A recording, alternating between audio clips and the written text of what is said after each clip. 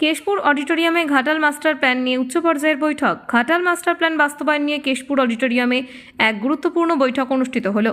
সোমবার বিকেলে অনুষ্ঠিত এই বৈঠকে উপস্থিত ছিলেন কেশপুরের বিধায়ক তথা মন্ত্রী শিউলি সাহা, এসডিও মধুমিতা মুখার্জি, কেশপুরের বিডিও মাসুদ করিম শেখ, কেশপুর থানার ওসি অমিত মুখার্জি এবং আনন্দপুর থানার ওসি প্রদীপ সিংহ, সেচ দপ্তরের আধিকারিক ও ইঞ্জিনিয়ার সহ বিভিন্ন দপ্তরের আধিকারিক, জনপ্রতিনিধি এবং পুলিশ প্রশাসনের আধিকারিকরা। বৈঠকে মন্ত্রী শিউলি সাহা জানান, ঘাটাল মাস্টার প্ল্যানের আওতাভুক্ত করা হয়েছে কেশপুরকে। এই কারণে কেশপুরে তমাল এবং পারাং নদীর ড্রেজিংয়ের কাজ খুব শীঘ্র শুরু হবে। এই কাজ কিভাবে দ্রুত ও পরিকল্পিতভাবে শুরু করা যায় তাই নিয়ে বৈঠকে বিস্তারিত আলোচনা করা হয়। পাশাপাশি কতুলপুরের 4, 5, 6, 11, 12 এবং 15 নম্বর গ্রাম পঞ্চায়েত এলাকার মতো বন্যা কবলিত অঞ্চলগুলিতে ধাপে ধাপে কিভাবে কাজ শুরু করা হবে সেই বিষয়ে একটি স্পষ্ট রূপরেখা তৈরি করা হয়। বৈঠকে বন্যা নিয়ন্ত্রণ, নদী খনন এবং জল নিকাশি ব্যবস্থার সার্বিক উন্নয়নের ওপর বিশেষ গুরুত্ব দেওয়া হয়। মন্ত্রী আরও জানান, সংশ্লিষ্ট আধিকারিক এবং জনপ্রতিনিধিদের সমন্বয়ে এই বৈঠকের আয়োজন করা হয়েছে, যাতে কাজ দ্রুত শুরু করা যায় এবং দীর্ঘদিনের বন্যা সমস্যার স্থায়ী সমাধানে কার্যকর পদক্ষেপ নেওয়া সম্ভব হয়। প্রশাসনের পক্ষ থেকে আশ্বাস দেওয়া হয়, ঘাটাল মাস্টার প্ল্যান কার্যকর হলে কেশপুর এলাকার মানুষ আগামী দিনে বন্যা এবং জলাবদ্ধতার সমস্যা থেকে অনেকটা স্বস্তি পাবেন। সেক্ষেত্রে ঝামেলার সম্ভাবনা থাকবে, আমি আশা করি, বা থাকতে পারে। পুলিশ প্রশাসন যেন অবশ্যই থাকে এবং যেদিন এই জয়েন্ট ইন্সপেকশন বা ডিমার্কেশনের ডেট হবে, আমাদের ইঞ্জিনিয়ার সাহেব অবশ্যই থানাকে জানাবে, বিলোর সাহেবকে জানাবে। আমরা সবাই মিলে এই কাজটা করতে হবে। সকলের অ্যাসিস্ট্যান্স এখানে খুবই দরকার।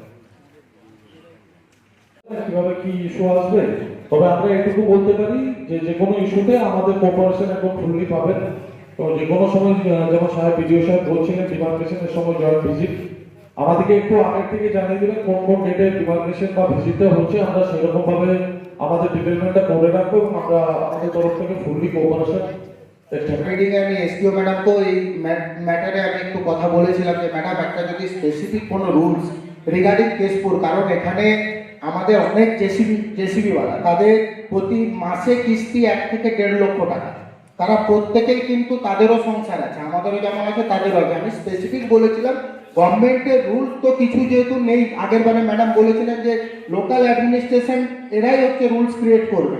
আমি বলবো যে মানে আজকেই তো আমাদের বিডিও সাহেবও আমায় বলেছিলেন যে এই মিটিং এর পরে একটা বসে একটা লোকাল 2 থানার ওসিরা, পঞ্চায়েত সমিতির প্রেসিডেন্ট ম্যাডাম, মিনিস্টার ম্যাডাম বা বিডিও সাহেব সকলে, বিএলআরও সাহেব সকলে মিলে, জেলা পরিষদ মেম্বাররাও থাকবেন।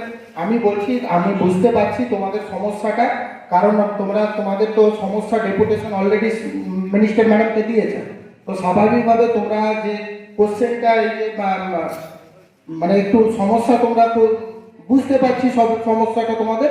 আমরা কিন্তু ম্যাডাম এটা আমি বলবো, আপনাকেও রিকোয়েস্ট করবো, এসডিও ম্যাডামকেও বলবো, যদি এদের সমস্যা একটু আমরা না দেখি তো স্বাভাবিকভাবে ম্যাডাম এরাও অনেকটা যত মৌজা ইনভলভ আছে, আমরা তার শীট যেগুলো হয় মৌজা শীট সেগুলো আমরা কালেক্ট করে নিয়েছি। এবার অনুরোধ করবো আপনারা নিজেরা ভালো করে বসুন এবং লোকাল নিয়ার বাই নদী তীরবর্তী মানুষজন, তাদেরকে যদি বোঝানোর দরকার হয় সেখানে ছোট ছোট করে টিম তৈরি করে, পকেট তৈরি করে ব্যাপারগুলো কিন্তু আপনারা অ্যাওয়ার করুন। আজকে আপনাদের সাথে আমাদের বসার উদ্দেশ্য আপনাদেরকে অ্যাওয়ার করা, প্লাস নিজেরাও জানা কোন জিনিস হতে চলেছে। ঠিক আছে, এবার আপনাদেরকেও কিন্তু সেটা লোকাল পিপল নিজেদের মধ্যে রেখে দিলে চলবে না, সেটা লোকাল লোককে জানাতে হবে, যাদের পার্শ্ববর্তী জায়গাতে অন্তত নদীগুলো যাচ্ছে, তবে কিন্তু এই কাজগুলো ঠিকমতো শুরু করা যাবে। এদের তরফ থেকে কেউ করুন, এজেন্সি আবার কিছু সাব এজেন্সিও তো তৈরি হয়। ফলে এই বার্তা প্রথম থেকে এই নিয়ে গাছ কাটা নিয়ে কোনো আর তর্ক আমি কিন্তু বা কোনো কমপ্লেন আমি শুনবো না। এটা হলে কিন্তু আমি স্ট্রিক্টলি আমি অ্যাকশন নেবো, যে যদি লোকাল পাবলিক হয় তার এগেইনস্টে অ্যাকশন হবে, আর যদি হচ্ছে আপনার এজেন্সির এগেইনস্টে অ্যাকশন হবে, সেই এজেন্সিটা ব্ল্যাক লিস্ট হয়ে যায় আর লোকাল পিপলের কিছু একটা তার এগেইনস্টে অ্যাকশন হবে। গাছের উপর কিন্তু এই গাছ কাটার পরিস্থিতি হলে একদম স্ট্রিক্টলি আপনারা মনিটর করে যা সরকারিভাবে সিদ্ধান্ত হয় সেটাই হবে। এই দুটো কথা মেনলি বলা। আর হচ্ছে ভেরিফিকেশন, ফিল্ড ভেরিফিকেশনের কাজটা, ডিমার্কেশনের কাজটা খুব দ্রুত করতে হবে।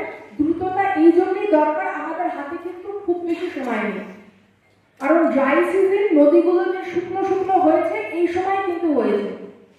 এই ডিসেম্বর, জানুয়ারি, ফেব্রুয়ারি ম্যাডাম ম্যাক্সিমাম আমরা করতে পারবো। আবার যে মার্চে এই ইলেকশনের একটা যখন চলে আসবে তখন কিন্তু আমরা কেউই আর এই নিয়ে মাথা ঘামানোর পরিস্থিতিতে থাকবো না। ধরা হয়েছে এবং সেখানে তামাং এবং পারাং এই নদীর ড্রেজিংয়ের কাজ হবে।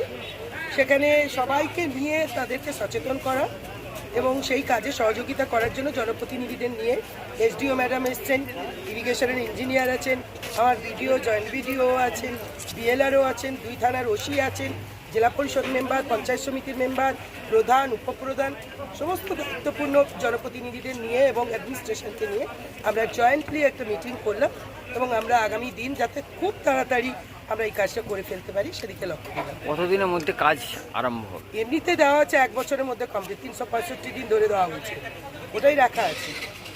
এখানে বারবার লোকাল জিসিবি যারা তারা কিন্তু কাজ পাচ্ছে না, তাদেরকে না, নিয়ে এই কাজগুলো অনেক বড় জেসিপির প্রয়োজন। তবুও আমি আপিল রেখেছি এবং এই দপ্তরের যিনি দায়িত্বশীল মন্ত্রী আমাদের মাননীয় হচ্ছে মানস রঞ্জন ভূঁইয়া, আমি তার কাছে অ্যাজ এ এমএলএ হিসেবে আমি নিশ্চয়ই একটা চিঠি দেবো এবং আমি চাইবো যে আমার লোকাল যারা আছে জেসিপি, তাদের তো ছোট জেসিপি, নদীর খননে অনেক বড় বড় জেসিপির কাজ হয়, তবু তাদেরকে যদি ইউজ করে, কারণ এটা করেই তাদের ক্ষেত্রে বার করে, সেক্ষেত্রেও আমি নিশ্চয়ই আমরা অনুরোধ রাখবো। বেসিক্যালি কতগুলো অঞ্চল আপনার এই মানে অনেকগুলো, 7 নম্বর জিপি আছে, 8 নম্বর জিপি আছে, 5 নম্বর জিপি আছে, 4 নম্বর জিপি আছে, 11 নম্বর জিপি আছে, আপনার হচ্ছে 6 নম্বর জিপি আছে, আমার 12 নম্বর জিপি আছে, 15 নম্বরে তো কংসাবতী নদীর পাড় বাঁধানোই হচ্ছে, অনেকগুলো জিপি ইনভলভ।